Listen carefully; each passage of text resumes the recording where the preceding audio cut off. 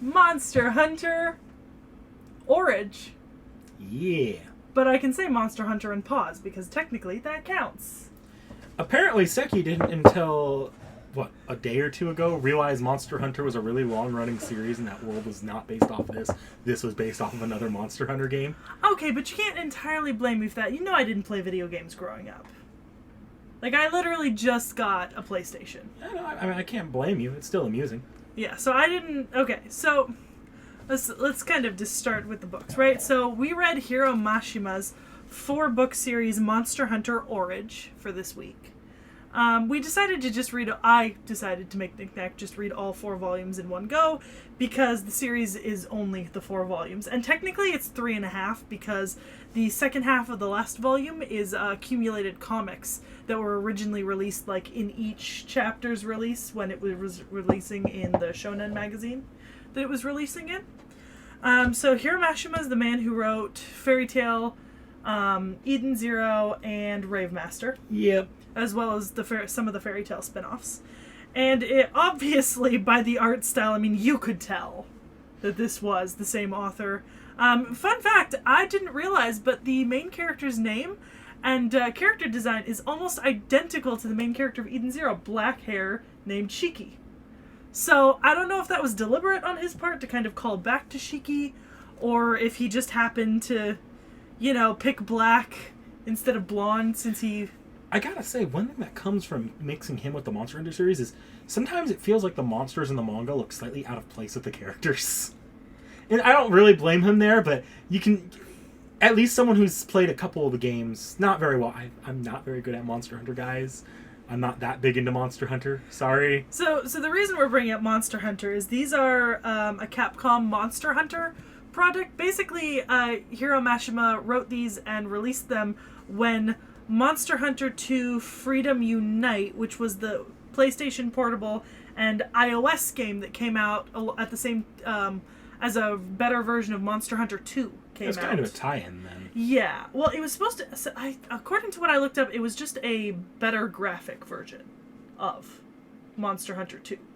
Oh, no, I mean that was a tie-in to the game. Yeah, so this is a tie-in. It's obviously... It's not official canon in the Monster Hunter universe, but it's a tie-in to the game, and it's a tie-in because Hiro Mashima apparently fucking loves Monster Hunter. That doesn't surprise me. I can see some of that in Fairy Tail and, yeah. Yeah, like, apparently he goes to cons, and so do a bunch of his editors. They have this joke, show us your guild cards, where they have, like, playtime in Freedom Unite as of writing this book, like 460 hours of playtime logged. Monster Hunter is really big in Japan. It started getting a really big following in the West too, but it's been big in Japan for ages. Yeah, so there's like little hunter cards for each of the staff's favorites and how long they've been playing the game and stuff. Also, 460 hours is a fucking lot. Monster Hunter is one of those games. Yeah, like, that's a lot. And then the comics at the end of the 4th one are actually detailing, like, him going to Monster Hunter conventions and weekend events and a few times where he did, like, gaming tournaments and stuff like that. I didn't read all of them, but even I got the idea, like, looking at it, like, oh, wow, he just made a gag comic strip based off of conversations he probably had with a couple of his friends that he plays with. Yeah, basically. So that's kind of adorable. But... the main plot of it is you're following Shiki and Aili. I love the comment that Aili is a name derived from something to do with a cat, based off of the Japanese name for the cat companions in Monster Hunter, which, okay, I don't care for the Monster Hunter games much, but man, I've bought a game just to like have my personal Palico and customize. I love the Palicos. Also, she does have kind of cat ears in the depictions, like the way she does her hair, which is adorable. So we're following Shiki, the main character, who is a seal hunter, which means he has an all-access pass to hunt anywhere. And he teams up with Aili and later the gun armorer. And they go to hunt down the Galuna Meow dragon, which also Galuna Island. I don't know whether or not that could have very well been a monster in game too. So yeah, but I think in that case it might also be a reference to Galuna Island and the whole moon thing, because maybe. Galuna Meow exists in the sky as like a bright light. It's possible. I don't know. I'd have to look. Monster Hunter is such a history story. We can't say for certain either way. Yeah, it could be a monster in game. It could be. Because they, at the end, after it's all over and they've slain Galuna Myo, they start naming off a bunch of other monsters Shiki ended up killing. And they were all big, giant Monster Hunter monster names. Like, notably, Rathian and... Rathalos. Sorry, Rathalos. I don't remember all the names. I only know that one because it's a boss in Smash Brothers. Yeah, so...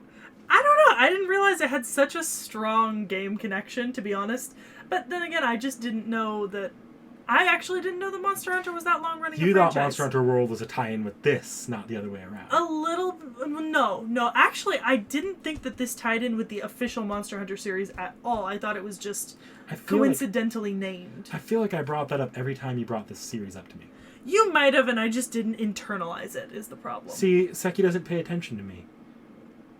Because I don't need to. Fuck off, Seki. Fuck right off. So obviously I love the art of this, but that's because it's just the art of Fairy Tail. I actually like how he draws the different monsters. The way that he draws the dragons is the same way that he draws the dragons in Fairy Tail. So the art to me was very familiar, and obviously I'm actually a big fan of Hiro Mashima's art and his particular style. I think the only ones that really stood out, like, some of the monsters that were probably done by him uniquely looked fine.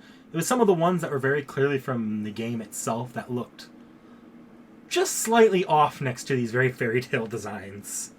Well, probably. It's always hard to adapt. Yeah, no. A design that exists in a different sphere. I don't blame him. Yeah. How did you feel about the story? It moved a little fast, I will say that. It was very fast-paced, and there wasn't much development in between monsters. I thought it was very, like... If it were longer, it might have been able to set up some of the world-building stuff more, but it felt like it wanted to be that kind of world-building story while also speed-running it a bit. I liked a couple... I really didn't like many of the characters outside of Eileen's backstory. Eileen's backstory was great. I loved Eileen's backstory. So you know whose story I really liked across these four? Kurlon, Prince. So they set him up, right, in book one as he's trying to kind of get with Eileen, right? And then they set him up, and they make it look like he's making a deal with this man, and that he wants to hunt down Shiki and make him pay, right? And then, he goes to all this trouble, he passes the seal license, and turns out, no, he's not willing to get back at Shiki at any cost. Like, he's actually looking to beat him fair and square, so he turns in the guy who made a deal with him, and... Then he meets up with them at the end, and he's just like, I will not let my rival go down like this because I want a good rival. I didn't really care for him all that much. I think that was because of the short nature of the story. He was really in and out. I mean, yeah, the whole story is quite short. It feels like this is a series that could have taken the same length of time as Fairy Tail, but was then condensed into 3.5 volumes. I don't even know if I needed to take the same amount of time as Fairy Tail, but like... I guess no, that's around how many volumes? No, some of the later... No? Oh my god. I don't know, I'd have to really think on the old Pokemon manga, which are also similar in nature. Yeah, like I said, they do jump a bit from monster to monster without really talking about what's happening in between. And presumably there's just like random travel time and low-key monsters going on in between. And we don't see any of that because it's such a short series, so we just see them jumping from big boss to big boss. It felt like a shonen... Like, no, I don't mean like an abridged series in the anime. I mean like... It felt like an abridgment of the normal shonen story. Yeah, but I think because this was written as like a gag tie-in for the release of a very specific game, it was only released over the course of a single year. I don't know if I'd call it a gag tie-in. It still told a pretty straightforward story. Well, it was released as a tie-in over the course of only like half a year, and so I was not expecting anything like revolutionary from this. I've found very few mangas managed to communicate an entire story in so few volumes, in my experience. I don't know. I feel like it's the type of story you're trying to tell. In this case, it was trying to tell a very shonen story, in which case it doesn't necessarily work as well with telling it with the same character arcs and tropes that you see in a lot of shonen in that short amount of time. But if you're a fan of Monster Hunter or Fairy Tail, you'll enjoy this. You might, yeah. Yeah, I mean, it's just you could either see it as like one of his very many, very similar to Fairy Tail spin-offs, or a Monster Hunter spin-off. They're both, it's good both ways. Now, tell me if you've heard this before. I found the protagonist to be very annoying. Shiki's a little annoying, yeah, and it's honestly, I think in this case, you know how you don't mind Natsu so much, right? Yeah. Because you've spent time with Natsu? You don't get to see those moments with Shiki where he's not being a dumbass, because they have to have him be a dumbass so much to establish him as the dumbass. Yeah, Natsu can have it a little bit more scattered and far between, and you still get his character. Shiki, he has to yell master at the beginning of every book in order to make it and do obvious what his trope is. And do a bunch of random other shit, yeah. Yeah. So he can be a little trying to read. Yeah. I mean, I think that might be my only major complaint, though. Otherwise, I thought this was just a solid 4 books that you could either take as a tie-in to Monster Hunter or Mashima's particular style of writing and universes. I don't know, at least as far as from where I am at, like, I'm not, even though I've played a couple of the Monster Hunter games, like a few hours into them, I've tried really not great with them. I've tried with them, I never got too far into them, so I only know a lot of the surface level stuff, and so I didn't really get, like, the references weren't ticking my boxes here. It's a fun little series. I don't know if or where it's sold anymore. I picked up my copies at Barnes & Noble's, I remember, and they must have been... I don't think that Barnes & Noble still carries them in store. They might carry them online, but, you know, it's not a series that was ever continued because it's self-contained. It's not going to go on to book 5 or anything. It's literally 3.5 volumes.